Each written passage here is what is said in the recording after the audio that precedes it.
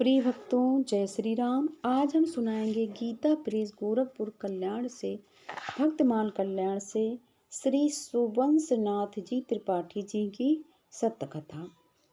थोड़े वर्षों की बात है। गोरखपुर प्रांत में सरयू के पावन उत्तर तट पर नदौली नाम का अति प्राचीन ब्राह्मण निवास है। श्री सुबंसनाथ त्रिपाठी ने उसी ग्राम के अपने जन्म से अलंकृत किया था। ये अपने माता पिता के इकलौते पुत्र थे। माता पिता के स्नेह और आशीर्वाद से शक्ति पाकर बढ़े, किंतु शिक्षा के लिए सुविधा न होने के कारण अधिक न पढ़ सके। संस्कार प्रबल थे।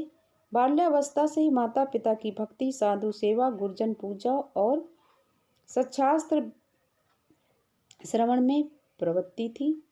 सात्विक गुणों का उदय होता गया। अहिंसा, सत्य, त्याग, तप, परोपकार आदि दैवी संपत्तियां उनके अंदर थीं। श्री सुबंसनाथ जी ने थोड़े ही समय में ये बहुत लोगों के प्रिय हो गए, क्योंकि ये बहुत सद्गुणी थे। पंडित जी पूर्ण सदाचार निष्ठ ब्राह्मण थे। ब्रह्म मुहूर्त में उठकर नित्य क्रिया से निवृत्त होकर नियम से सरयू स्नान करते थे। घंटों स्नेह से भगवान नाम का स्मरण करते थे। माता पिता की नित्य सेवा करते थे। गृहस्थी का भार सम्मान पूर्वक संभालना कर्तव्य समझकर मनोयोग पूर्वक खेती करते थे। खेत अधिक नहीं था, परंतु उपज बहुत थी। गाय बहुत थी, वे सुंदर थी, स्वस्थ थी और पंडित जी से बहुत हिली हुई थी। पंडित जी जहाँ जाते गाय उन्हें घेरे रहती थी। श्री सुबंस जी के घर में पर्याप्त अन्न होता था। घी दूध की नदी बहती थी, परंतु उन्हें इतने से संतोष कहाँ था। स्नान, पूजा, खेती बाड़ी से निश्चित समय निकालकर ये दीन दुखियों, पीड़ितों और दलितों की बस्ती में निर्भय प्रवेश कर जाते थे। उनसे गरीब लोगों से इनका भाई चाचा का रिश्ता हो गया। हृदय बड़ा कोमल था, बड़े पर दुख कातर थे।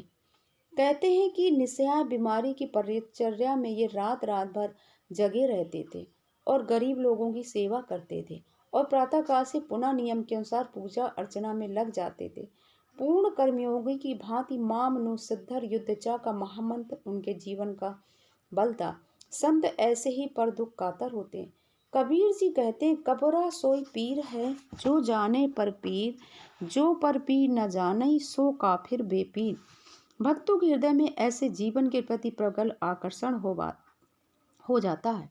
महाभागवत तुलसी जी की अमर अभिलाषा है, कभों का है यही रहे नहीं रहोगे। श्री रघुनाथ कृपाल कृपा ते संत स्वभाव कहोगे। यानी कि संतों जैसा स्वभाव मेरे अंदर कब आएगा।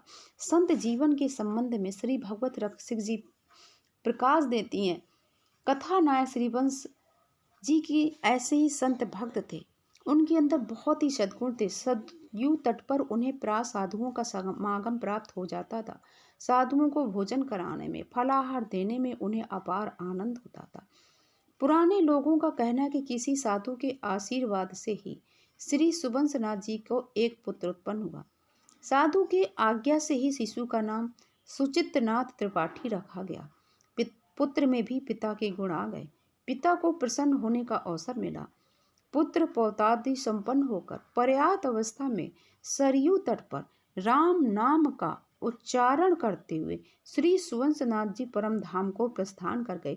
उनके वंश में आज भी गो सेवा, कृषि, अहिंसा, त्याग, तप, आसन की पवित्रता आदि का विशेष मान है। विश्व में त्रिताप से मुक्ति देने वाला शांति का एकमात्र साधन संत चरण ही है। सुबंसनाथ जी में संतों के गुण थे। इतने गुण जामे सो संत, श्री भागवत मत जस गावत, श्री मुख कमला कंत। हरि को भजन, साधु की सेवा, सर्वभूत पर दाया। हिंसा लोभ दंभ छल त्यागे, विष सम देखे माया। सहनशील आशय उदार, अति धीरज सहित विवेकी। सत्य वचन सबको सुखदायक, कही अनंत व्रत एकी। इंद्रियाजित अभिमान न जाके, को जगत को पावन। भगवत रसिक तासु की संगत, तीनों ताप न सावन। इतने सद्गुण हमारे श्री संत जी महात्मा सुबंसनाथ जी में थे और इन्हें भगवान के दर्शन में और ये भगवान के परम धाम को सिधार गए। ये भक्तों सत्य कथाएं हैं। बोलिए जय श्री राम।